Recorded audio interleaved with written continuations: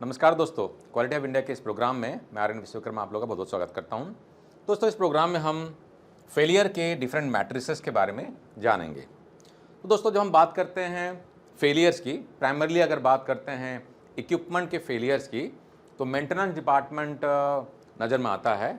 और अगर एक मैन्युफैक्चरिंग सिनारियो में अगर बात करते हैं तो मैन्युफैक्चरिंग सिनारियो में, मैन्युफैक्चरिंग कंपनियों में मेंटेनेंस डिपार्टमेंट काफ़ी क्रिटिकल रोल प्ले करता है, क्योंकि मशीनों का रख रखाव अगर सही नहीं रहेगा, मशीन की अगर अवेलेबिलिटी सही नहीं रहेगी तो प्रोडक्शन कैसे होगा, है ना, पार्ट कैसे बनेंगे, सप्लायर को, कस्टमर को हम डिस्पैच कैसे करेंगे टाइम से, है ना।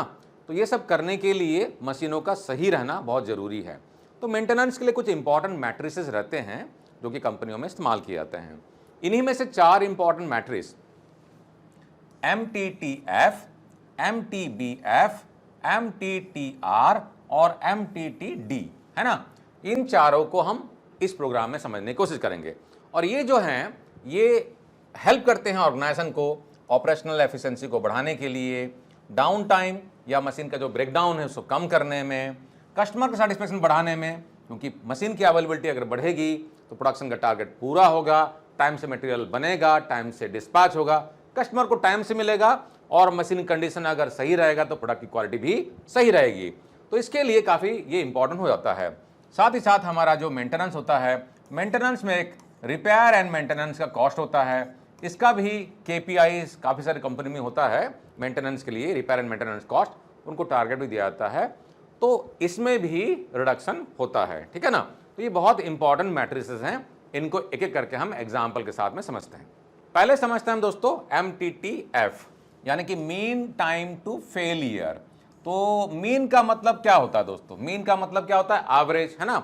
हम जब स्टैटिस्टिक्स की बात करते हैं तो मीन, मीडियन, मोड वगैरह की बात करते हैं तो मीन का मतलब होता है एवरेज, ठीक है, किसी चीज़ का एवरेज निकालना। तो मीन टाइम टू फेलियर मतलब क्या हो गया? मीन इसमें भी है और फेलियर का टाइम जो है उसका एवरेज, है ना। तो मोटा मोटी समझने की कोशिश कीजिए क्या बोलना चाह रहा है। तो क्या हो जाएगा? MTTF indicates the average time until a failure occurs in a system। एक फेलियर के लिए जो एवरेज टाइम है वो लिया जाता है। सिस्टम यहां स्टार्ट हुआ और फर्स्ट फेलियर अकर, फेलियर यहां पर हो गया, ठीक है ना। तो ये क्या हो गया हमारा? ये हमारा MTTF हो गया, ठीक है ना। इसको एक एग्जांपल समझते हैं कि कैसे हमारा ये मीन या एवरेज टाइम हमारा फेलियर का निकलता है। तो दोस्तों, पहला एग्जांपल हमारा ये हो गया एक लाइट बल्ब का है। तो क्या हो गया? मान लेते हैं कंपनी है और कंपनी जो है टेस्ट कर रही है 5 लाइट बल्ब, जो बल्ब हमारे घरों में लगती है, ठीक है ना। तो बल्ब को टेस्ट कर रही है, ये बल्ब हो गया, ठीक है ना, और ये लाइट दे रही है, ठीक है। तो 5 light bulb until they fail, the failure time in hours are 5 bulb का टेस्ट किया है। पहला बल्ब जो है 1000 घंटे में फेल हुआ, दूसरा बल्ब जो है 1200, फिर तीसरा 1100, चौथा जो है 1300 घंटे में, पांचवा जो है थोड़ा जल्दी ही फेल हो गया, 900 घंटे में फेल हो गया। तो 5 बल्ब का टेस्ट किया गया था, सबके हमने फेलियर का टाइम निकाल लिया। तो मेरा मेन टाइम क्या हो जाएगा, मतलब एवरेज टाइम टू फेलियर। तो यहाँ पर पहला आ गया, यहाँ दूसरा आ जाएगा, तीसरा आ जाएगा, चौथा आ जाएगा और पांचवा आ जाएगा। सिंपल, सबको जोड़ो, सारे बल्ब के टाइम को, और चूंकि 5 बल्ब है 5 से डिवाइड करो तो बन जाएगा एवरेज, ठीक है ना। एवरेज का मीन निकालने का तरीका होता है, ठीक है, sum of all the elements divided by total number of elements. 5 को जोड़ा हमने और 5 से डिवाइड कर लिया, तो 5500 डिवाइडेड बाय 5, तो एवरेज क्या निकल के आ रहा है? 1100 घंटा, है ना। यानी कि हम बोल सकते हैं on an average a light bulb last और फेल्स इन 1100 आवर्स, यानी कि 1100 घंटा चलता है और उसके बाद में एक बल्ब फिर फेल होता है। तो ऑन एन एवरेज 1100 घंटे बल्ब चल रहा है, ठीक है। तो ये हो गया हमारा मीन टाइम टू फेलियर, ये पहला एग्जांपल। दूसरा एक एग्जांपल देखते हैं।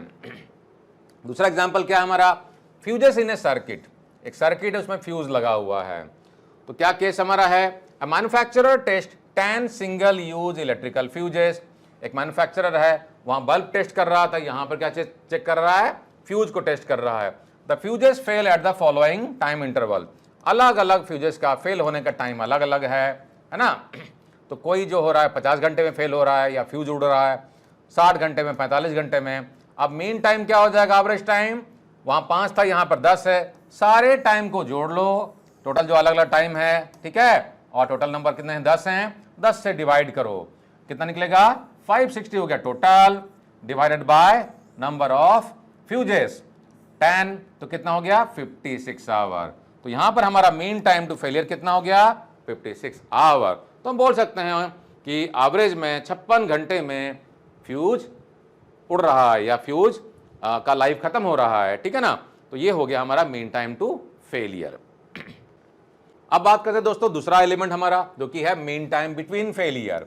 तो मीन टाइम बिटवीन फेलियर क्या होता है, मीन यहां पर भी है यानी कि एवरेज है, टाइम बिटवीन फेलियर मतलब फेलियर का बिटवीन, एक फेलियर यहां एक फेलियर यहां, बिटवीन टाइम कितना हो रहा है, एक फेलियर यहां एक फेलियर यहां, बिटवीन टाइम कितना हो रहा है ना, ये पहला फेलियर हुआ है, दूसरा फेलियर हुआ, समझ रहे हैं ना।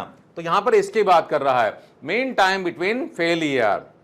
तो यहां पर जो देख रहे हैं हम लोग चार्ट जो देख रहे हैं, मीन टाइम बिटवीन फेलियर, तो यहां हमारा फॉल्ट अकर यहां पर हो रहा है, ठीक है ना, और यहां पर फॉल्ट अकर हो रहा है, ठीक है ना। तो ये हमारा यहां से यहां तक का जो टाइम है ये हो गया हमारा MTBF, mean time between failure. कैसे निकालते हैं, इसके लिए सिंपल फॉर्मूला है, टोटल ऑपरेटिंग टाइम कितना चला है और कितनी बार फेल हुआ है, ठीक है ना। इसको समझते हैं कि एग्जांपल से, if A fleet of vehicles, मान लेते हैं कुछ गाड़ियां चल रही है, कंपनी है, ट्रांसपोर्ट कंपनी है, उसके पास बहुत सारे ट्रक्स हैं, ठीक है, has been operating in for a total of 50,000 hour. तो ट्रक जो है टोटल 50,000 घंटे चली एंड हैज एक्सपीरियंस 10 फेलियर्स। तो 10 फेलियर या 10 ट्रक में या ओवरऑल जो ट्रक्स वगैरह हैं उसमें 10 बार फेलियर या ब्रेकडाउन हुआ है, ठीक है।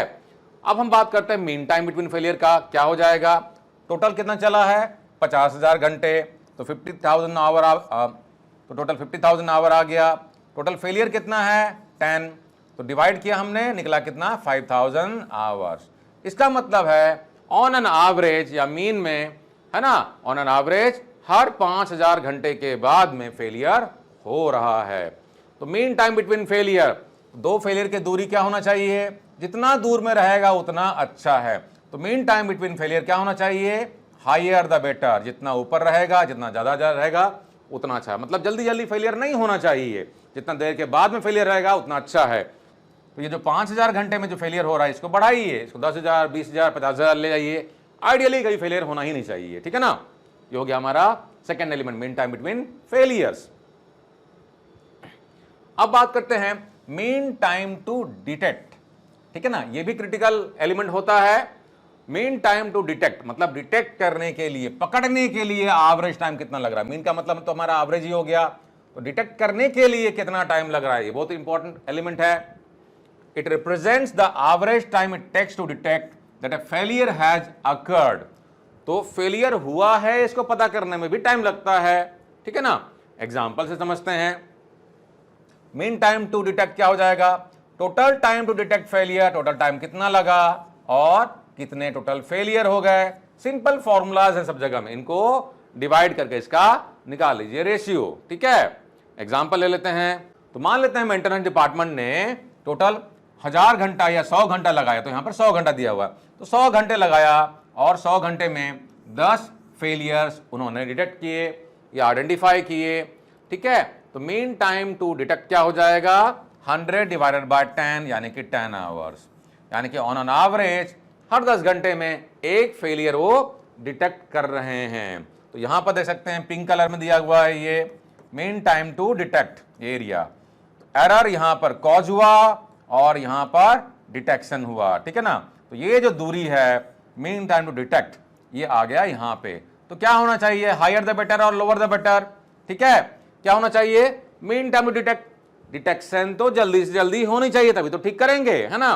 तो इसमें क्या हो जाएगा, लोअर द बेटर, जितना लोअर रहेगा मीन टाइम, जल्दी जल्दी डिटेक्ट करेंगे उतना जल्दी तो रिपेयर करेंगे, ठीक करेंगे, है ना। तो लोअर द बेटर हो जाएगा ये।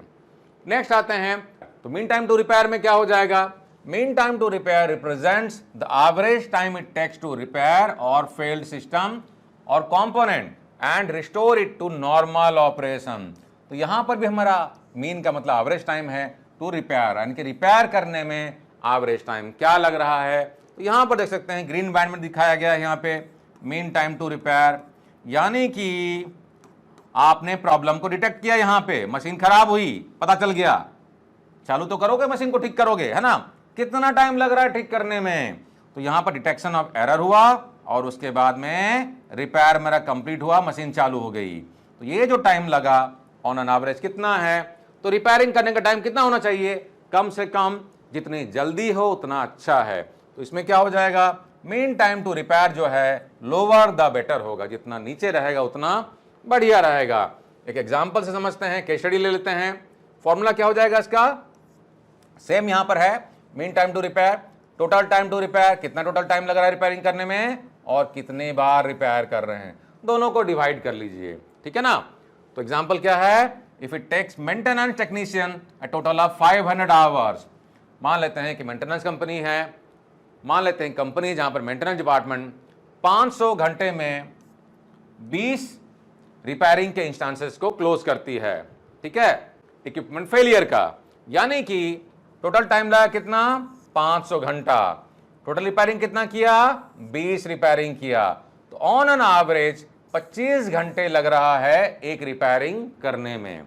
जितना जल्दी करेंगे मशीन की अवेलेबिलिटी बढ़ेगी, यानी कि रिपेयरिंग करने में अगर ऑन एन एवरेज 25 घंटे लग रहा है, इसका मतलब हर बार जब भी ब्रेकडाउन होता है ऑन एन एवरेज मशीन 25 घंटे के लिए बंद रहती है, तो मशीन की अवेलेबिलिटी डाउन हुई कि नहीं, ओई डाउन हुआ कि नहीं, ओई में इंपैक्ट पड़ेगा, ठीक है ना।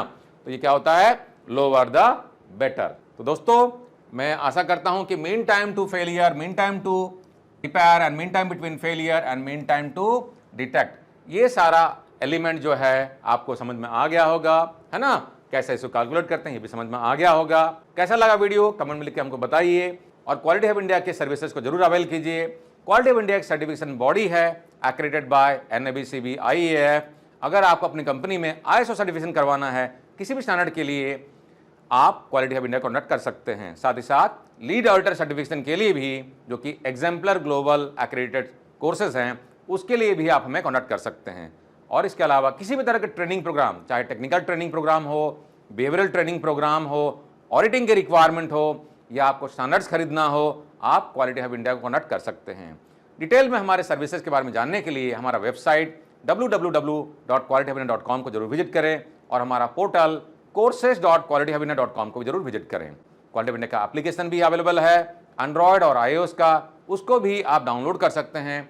सेल्फ पेस के कोर्सेज 100+ कोर्सेस हैं, आप उनको एक्सप्लोर करके घर बैठे सीख के अपने करियर को नई ऊंचाई में लेके जा सकते हैं। तो दोस्तों किसी भी तरह के सर्विसेज के लिए आप कॉन्टैक्ट करना हमें ना भूलें। धन्यवाद।